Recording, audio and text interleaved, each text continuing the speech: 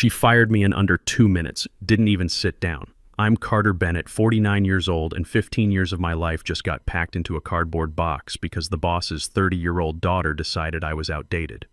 The irony? She had no idea what she'd just done. Let me back up to Tuesday morning, 8:45 a.m. I was at the office coffee station, refilling my thermos like I'd done every morning for the past 15 years.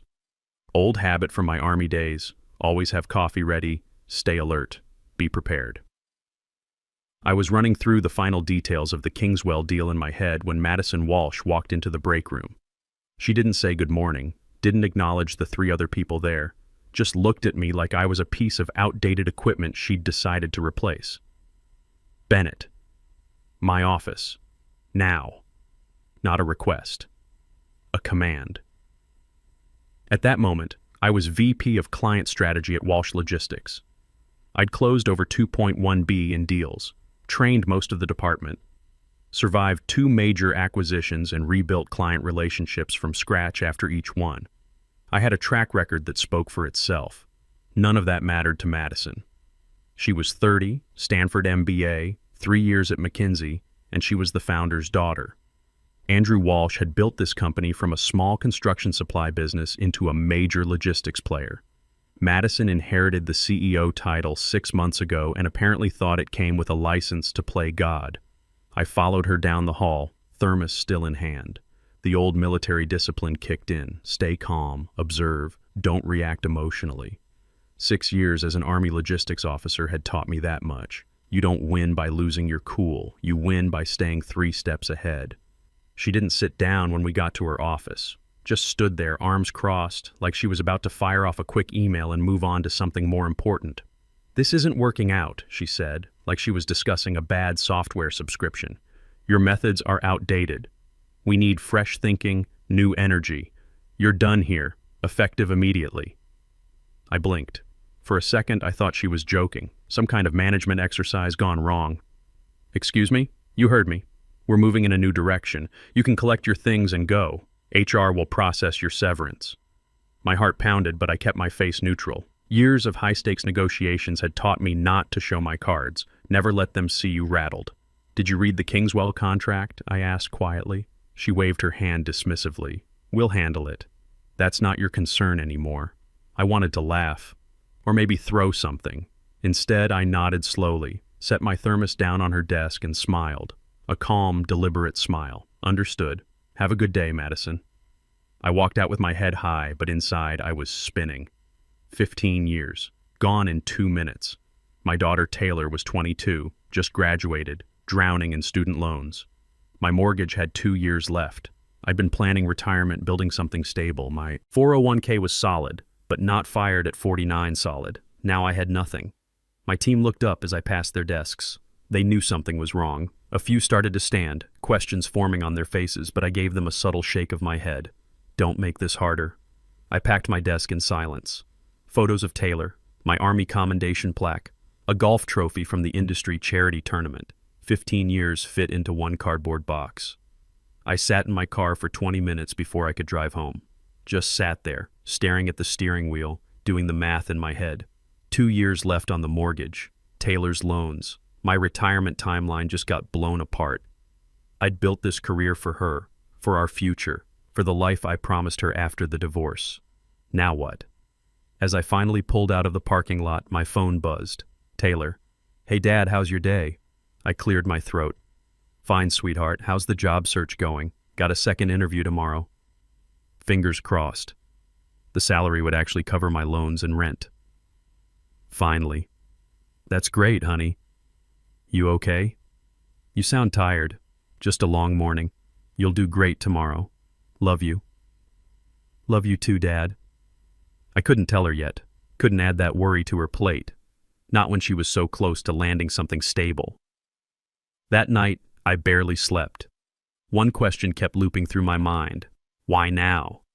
The timing made no sense. We were 3 days away from finalizing the biggest deal the company had landed in 5 years. And $180 partnership with Omar Hassan's defense tech firm. I'd spent 8 months building that relationship. Omar was former Saudi military, transitioned to private sector defense contracting. We'd met at an industry conference 2 years ago, bonded over shared experiences, different wars, same lessons about logistics under pressure. He respected people who'd actually been in the field, who understood that supply chains aren't just spreadsheets, they're lifelines. After the Steel Ridge disaster 3 years ago, when a junior exec had nearly torpedoed a $90 deal by promising terms we couldn't deliver, I'd insisted on something ironclad for major contracts.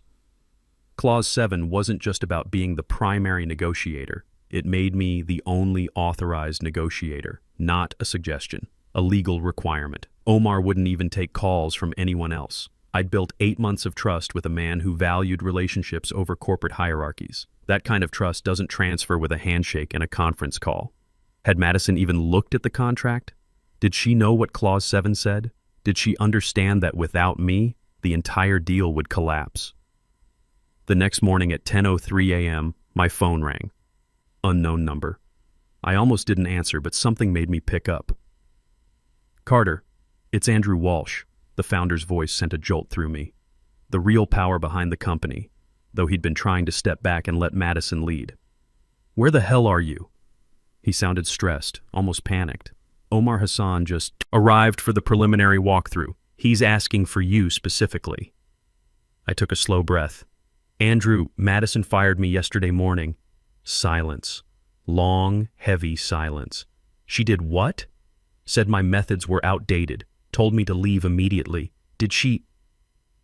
He stopped himself. I could hear papers rustling in the background, frantic movement. Carter, did she read the Kingswell contract? I asked her that exact question. She said it wasn't my concern anymore. More rustling. Then a sound like he'd dropped something on his desk. Hard. Clause 7, he said, his voice tight. You're the sole authorized negotiator for the Kingswell deal. It's ironclad.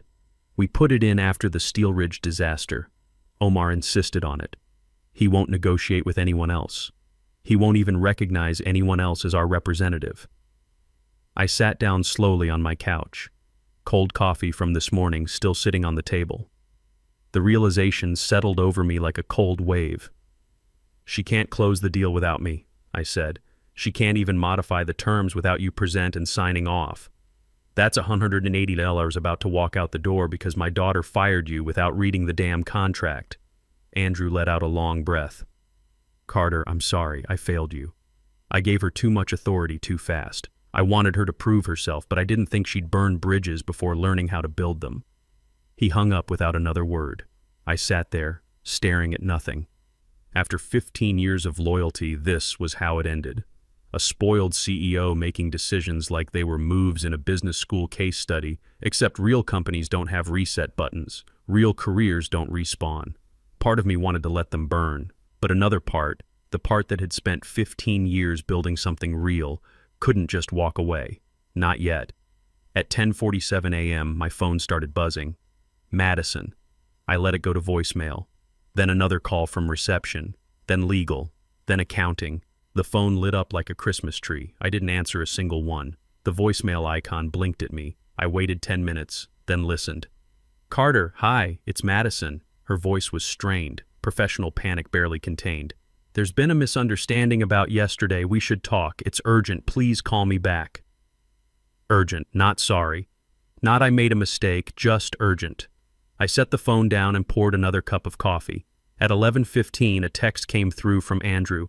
Carter, I'm sincerely sorry. Please come in. Not just for the deal. We need to talk privately. I stared at the message for a long time. Part of me wanted to let them scramble. Let Madison face the consequences of decisions made without reading the fine print. But I'd never been that guy. I'd built my career on professionalism, on doing the right thing even when it was hard. Still, I wasn't going to just walk back in like nothing happened. I typed a response. I'll consider returning to finalize Kingswell, but only under specific conditions. I want to speak with you directly first. 30 minutes later, I was walking through the main lobby, not the employee entrance, the front door, like a guest. People looked up from their desks. Conversations stopped. Everyone knew I'd been fired yesterday. My return now was more than a comeback. It was a statement. The receptionist practically jumped up. Mr. Bennett, Mr. Walsh is expecting you. Andrew was standing at his office door when I arrived. He looked older than I remembered. Tired. "Carter," he said, nodding. "Thank you for coming." I nodded back but didn't extend my hand. He stepped aside, let me walk past him. He closed the door, leaned against it, let out a long breath. "I made a mistake," he started. "A big one. I gave Madison too much authority too fast. I wanted her to prove herself, but I didn't expect her to burn bridges before learning how to build them." I stayed quiet. Let him talk. "What she did to you was unprofessional, disrespectful, and it jeopardized an $180 deal we've worked 8 months to secure." He sat down, his voice softer. "I read the contract again this morning. Every word. You have full autonomy over Kingswell. Legally, Omar won't recognize anyone else as our representative. After Steel Ridge, you made sure of that." "I remember," I said quietly. "I was the one who negotiated that clause. I was also the one who cleaned up the mess when we almost lost $90 because someone promised terms we couldn't deliver." His eyes met mine. "You didn't deserve what happened yesterday. I'd like to offer you your position back. Full authority to finish the deal. Whatever conditions you need, we'll make them work." There was sincerity there, real regret. But this wasn't just about the deal.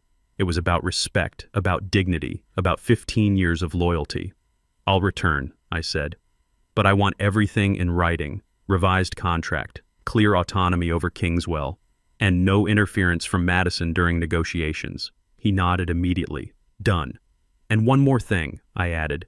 "This can't happen again. Not to me. Not to anyone else. You need to decide what kind of company this is going to be." A long silence. Then he gave me a slow, thoughtful nod. "You have my word." When I stepped out of his office, I saw Madison down the hall, arms crossed, pretending to be in conversation with one of her young advisors, but her eyes locked on mine the second I appeared. I didn't flinch. I didn't look away. I walked straight past her. By 1:30 p.m., the boardroom was ready. Omar Hassan had arrived with his team. I greeted him at the door. "Carter?" His face lit up, genuine relief in his eyes. "Where were you this morning?" I told them, "I only negotiate with you." "Long story, Omar. Let's close this deal." We shook hands, and I saw Madison watching from down the hall. Her face was pale. The meeting room had been set up with all the documentation. Omar's technical team, his legal counsel, his CFO. On our side, it should have been me, Andrew, our legal team, and Madison, but Madison stayed outside, watching through the glass walls like a spectator at her own company. Omar noticed immediately. "Where is the CEO? Should we wait?" "She's observing," Andrew said carefully. "Carter leads this negotiation. That was always the arrangement." Omar nodded, satisfied. "Good. I trust Carter. I trust his word." That moment, that one sentence, was everything. 8 months of building trust, late-night calls coordinating across time zones, understanding the cultural nuances, the technical requirements, the political sensitivities of a defense contract with a Middle Eastern firm. You don't build that kind of relationship in a PowerPoint deck. I remembered the first time Omar and I really connected. It was at an industry conference in Dubai 2 years ago. We both ended up at the hotel bar after a long day of panels and networking. Started talking about logistics under pressure. He'd mentioned his military service, the chaos of coordinating supply lines in unstable regions. I'd shared some of my own experiences from my Army days. "You understand," he'd said that night. "Most people in this industry, they see numbers on spreadsheets. You see the reality behind those numbers." That conversation became the foundation for everything that followed. Trust isn't transactional. It's built over time, through shared understanding and consistent follow-through. The negotiation went flawlessly. We reviewed the technical specifications, the delivery schedules, the payment terms. Omar's team raised a few questions about regulatory compliance. I walked them through our approach, referenced previous successful implementations, addressed their concerns with specifics, not corporate speak. 2 hours later, we shook hands. 118M partnership signed and executed. After they left, Andrew approached me. "You saved us," he said, genuine relief on his face. "I saved a deal," I replied. "You need to save your company's leadership." He didn't argue. That evening, walking to my car, I felt the tension from the past 48 hours finally start to lift. I'd come back not as someone desperate for a job, but as someone who understood their value and demanded it be recognized. But I also knew this wasn't over. Madison had been silent today, but people like her don't disappear. They retreat and regroup. By the following week, the Kingswell deal had made headlines in our industry newsletter. Walsh Logistics secures historic $100 million defense tech partnership through strategic negotiation. They didn't mention me by name, but everyone in the company knew. My inbox flooded with quiet congratulations, some from people I'd mentored years ago, others from managers who'd ignored me in meetings but now praised my strategic vision. I appreciated the words, but I wasn't naive. I knew how fast people shift when the wind changes. The mood around the office had lightened. There were smiles again, laughter in the break room. Andrew had made it clear Madison was under review for high-level decisions. But I couldn't shake the feeling something was off. Small things started happening. First, my expense reimbursement for the Kingswell meeting got delayed. Standard procedure, they said, but it had never taken more than 3 days before. This time, 2 weeks. Then documents I'd submitted for approval came back unsigned. No explanation, no feedback, just sitting in limbo. Next, an email I never sent, allegedly from my account, was flagged by IT. It contained incorrect pricing information for a potential client in Germany, someone I'd been cultivating for months. The email quoted terms we'd never discussed, numbers that made no sense. Luckily, the client was someone I had a good relationship with. Klaus called me directly. "Carter, this email about pricing, this is not what we discussed, yes?" "Klaus, I didn't send that. Let me look into this and get back to you with the correct information." Okay, I trust you. But maybe check your systems. Something is not right. I reported it to IT immediately. They ran diagnostics, checked logs. No external breach, the tech said. The message originated from inside the office, from a shared workstation near the executive wing. That's when I knew. Madison wasn't trying to fire me anymore. That approach had failed spectacularly. Now she was trying something more insidious. Make me look incompetent. Plant doubts about my reliability.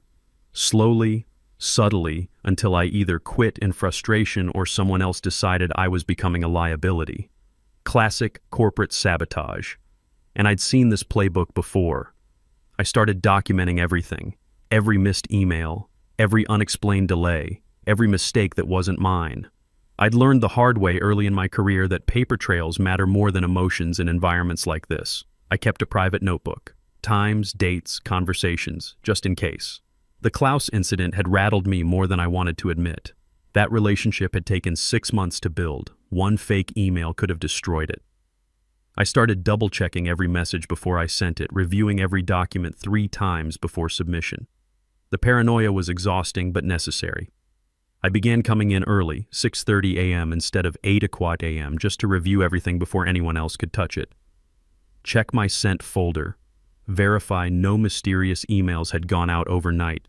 It felt ridiculous, but after Klaus, I couldn't take chances. Then one afternoon I overheard something that confirmed my suspicions. I was passing the conference room when I heard Madison's voice inside, too loud for what should have been a private discussion. "He's unstable," she said. "Since he came back, he's been erratic, aggressive. I don't think he's fit to manage high-pressure clients anymore." I stopped in my tracks. "I'm just saying," she continued, "maybe we should start thinking about succession planning for client strategy. He's clearly overextended." The Klaus situation, that email error, it's concerning. One of her young advisors spoke up. But the Kingswell deal, he pulled that off under serious pressure, and Klaus called him directly to resolve the issue. Madison scoffed. "He got lucky. We can't run a company on luck. We need systems, processes, modern approaches, not one person holding all the relationships." Translation: she didn't understand that relationships are the system. They always had been. I stood frozen for a few moments, then quietly walked away. My blood ran cold, not from fear, but from the icy precision of her tactics. She was planting seeds, poisoning the well, making sure that when the next mistake happened, people would already be primed to believe I was slipping. That evening, I stayed late. The office was quiet, halls dim. I sat in the glass meeting room, staring at city lights, wondering how many more battles I'd have to fight just to keep doing my job. Then a voice broke the silence. "Still here?" I looked up. Andrew. Could ask you the same, I replied. He stepped inside, placed a folder on the table. Your revised contract. Everything we agreed on. I opened it, read through the language. It was solid. Clear autonomy over major client negotiations. Direct reporting line to him, not Madison. Severance terms that actually protected me. I've also started an internal audit, he added quietly. Too many things have been misfiled lately. Irregularities in communications. IT has flagged several incidents. I looked up sharply. He met my gaze. I'm not blind, Carter. I know Madison isn't finished. Why haven't you stopped her? I asked. Long pause. Because I needed to see how far she'd go. I needed evidence, not just suspicions. If I act on gut feeling, I'm the tyrant father who never gave his daughter a fair chance. If I act on documented proof, I'm the CEO protecting his company. He sounded tired, more like a father than a CEO in that moment. You're protecting the company, I said.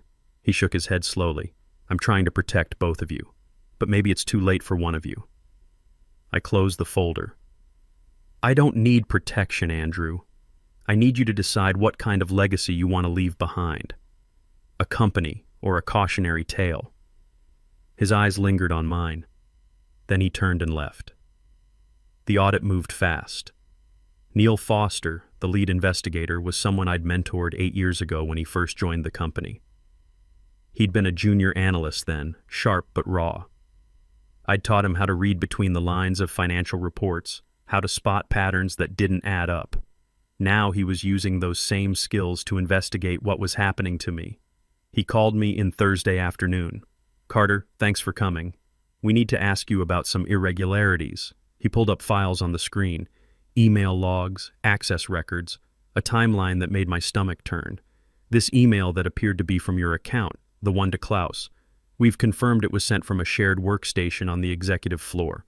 The credentials were manually entered, not through normal login. Someone copied my login, I said. Yes. And we found others like it. 7 emails over the past 2 weeks. All from shared terminals, all containing minor errors or inappropriate information. Nothing catastrophic, but enough to plant doubt. He pulled up another screen. Spreadsheets altered. Sign-offs removed from documents. Always traced to shared machines. Always under your name. I folded my arms. This was coordinated. Neil hesitated. Yes. And we've noticed unusual patterns linked to Madison's executive assistant's login activity. Late-night access. Workstations she normally wouldn't use. So what happens now? That's where it gets complicated. Andrew asked us to present findings directly to him. He wants the truth. All of it. No filters. I leaned forward. Then I'll be there. Neil raised his eyebrows. You're not required to attend. I will be there, I repeated. If this is going to surface, I want to look everyone in the eye. He didn't argue. That night I barely slept. I kept thinking about the others who had left quietly over the past year. Good people, talented executives in their 40s and 50s who had simply moved on without much explanation. People who had once been considered rising stars. I used to think it was just normal turnover. Now I wondered how many of them had been quietly pushed out by Madison's games. How many had faced the same pattern of small errors, planted doubts, erosion of credibility until leaving seemed easier than fighting. The executive boardroom. Friday morning, 9:00 a.m. Andrew was already there, staring out the window like a man waiting for a verdict he already knew. Neil and his audit team arrived, set up their presentation, pulled up screens full of data. Then Madison walked in, 10 minutes late, phone in hand, not a trace of concern on her face. Until she saw me. She paused at the door. He's not on the audit committee. Andrew didn't turn from the window. He's here at my request. Madison shifted uncomfortably. This is supposed to be confidential. Internal matters. Then you should have kept it that way when you used company resources to fabricate communications, I said quietly. Madison scoffed. That's ridiculous. This is exactly what I'm talking about. Paranoid accusations. Neil spoke up, his voice calm and professional. We've traced multiple unauthorized login attempts tied to your executive assistant's account, all connected to irregularities targeting Mr. Bennett's work. There's a clear timeline spanning 3 weeks. He pulled up the evidence on the screen. Login records, terminal access logs, email headers. It was all there, methodical and damning. Madison's face began to shift, her practiced confidence cracking at the edges.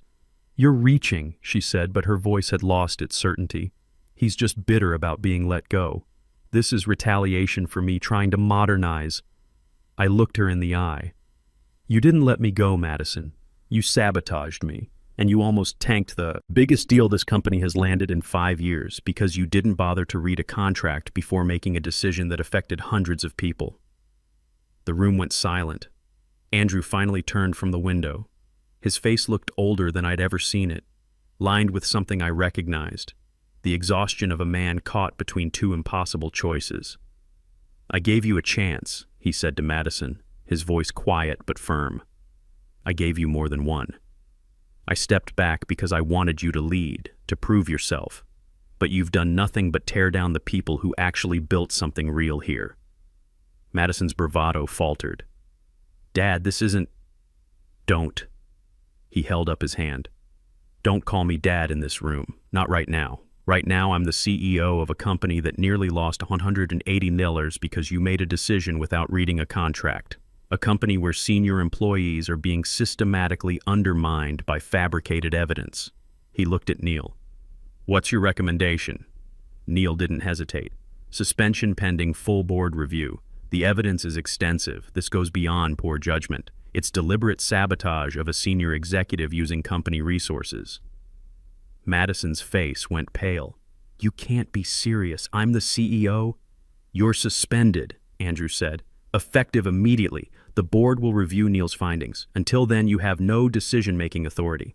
She looked at me then, really looked at me. Not with rage, but with something like disbelief. Like she'd been playing a game and suddenly realized the rules were real. "This is his fault," she said, pointing at me. "He's turned you against me. He can't handle that the company is evolving." "Madison!" Andrew's voice cut through. "Stop. Just stop." She grabbed her phone and walked out. The door closed behind her with a soft click that somehow felt louder than a slam. The room stayed silent for a long moment. Andrew sat down heavily. "I failed her," he said, more to himself than anyone else. "As a leader, maybe as a father." I stayed quiet. This wasn't my conversation to have. "But I failed this company more if I let it continue," he added, looking at me. "Carter, I'm sorry. For all of it. You can't lead someone who refuses to grow," I said quietly. "But you can still lead the company. You still have that choice." He nodded slowly. The next 2 weeks moved fast. The board convened, reviewed the evidence. The digital trail was too extensive, too methodical to dismiss. 7 fabricated emails, 12 altered documents, access logs that showed a pattern of deliberate sabotage spanning almost a month. The official announcement came on a Tuesday. Madison Walsh was terminated for breaches of ethical conduct and misuse of company resources. No lawsuits, no press release. Just a quiet exit through the back door of corporate history. Some people whispered that Andrew had pulled strings to keep it quiet, to protect his daughter from public scandal. Maybe that was true. Maybe that was a father's last act of protection. I didn't ask, didn't need to know. What I did know was that Andrew called me into his office 3 days after the board decision. "I want to offer you the CSO role," he said. "Chief Strategy Officer, executive level, reporting directly to me." I looked at the offer letter he slid across the desk. The title, the compensation, the authority. "I don't want just a title," I told him. "I want to rebuild this culture the right way. I want to make sure what happened to me doesn't happen to anyone else." He smiled for the first time in weeks. "That's exactly what I was hoping you'd say." Later that evening, sitting in my new office, a real office, not a temporary space, I stared at the blank nameplate waiting to be engraved. For 15 years, I'd walked these halls wondering if anyone really saw the work I did. The late nights, the client saves, the fires I put out without a word of credit. I'd thought staying quiet was the best way to keep peace, to not cause friction, to be professional. But silence had almost cost me everything. It wasn't just about a contract or a position. It was about remembering that competence isn't arrogance, that standing up for yourself isn't the same as being difficult. That professionalism includes knowing your worth. My phone buzzed. "Taylor, Dad!" Brenda just texted me. Congrats on CSO, that's amazing. I smiled. Thanks, sweetheart. How's the new job going? Good, really good. I actually wanted to ask you something. There's this situation at work where my manager took credit for something I did, and I'm not sure how to handle it. I leaned back in my chair. Tell me about it. We talked for 20 minutes. I told her about documentation, about choosing your battles, about the difference between being aggressive and being clear, about knowing when to speak up and when to let small things go. The most important thing, I said, is don't stay silent when something matters. I learned that the hard way. What happened to you really matters, Dad. I'm proud of how you handled it. If stories like this remind you that integrity still wins in the end, hit subscribe. Every day we tell true stories of people who fought back the right way. After we hung up, I sat there in the quiet office. That conversation, teaching my daughter how to navigate workplace politics with integrity, that felt like the real victory. Not the title, not the salary increase, not even the vindication of being proven right. The victory was that I hadn't become bitter, hadn't let the sabotage turn me into someone petty or vengeful. I'd used the system the right way, documentation, evidence, professionalism, and the system had worked. A few weeks later, I was walking past the glass conference room where we'd closed the Kingswell deal. I paused for a moment, remembering everything. The panic, the sabotage, the eventual triumph.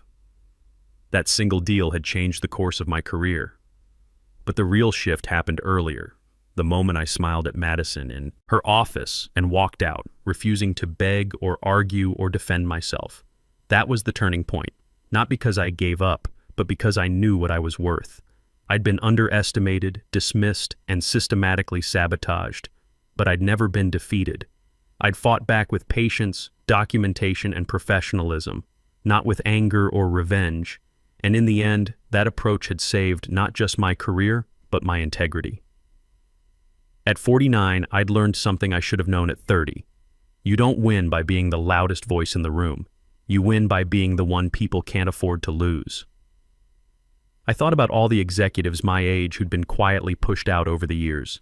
The early retirements, the pursuing other opportunities. How many of them had faced the same games I did? How many had left because fighting seemed harder than starting over? I made a note to myself, reach out to them, see how they're doing. Maybe some of them deserved a second look. My phone buzzed. Omar Hassan. Carter, my friend, I heard the news about your promotion. Well deserved. When you're ready, I have 2 more companies who want to work with you. They asked specifically for you. I smiled. Send me the details, Omar. Let's talk next week. That's what 15 years builds. Not just deals, relationships, trust. A reputation that survives corporate politics because it's based on something real. Madison had tried to erase that with fake emails and whisper campaigns. She'd failed because you can't fake credibility. You can't manufacture trust. You earn it. One deal at a time, one relationship at a time, one moment of integrity at a time. And once you've built it, it's a lot harder to destroy than people think. I walked back to my office, sat down, and opened my laptop. There was work to do, a culture to rebuild, young executives to mentor, a legacy to build that would outlast any single person's ambition. And for the first time in months, I felt ready.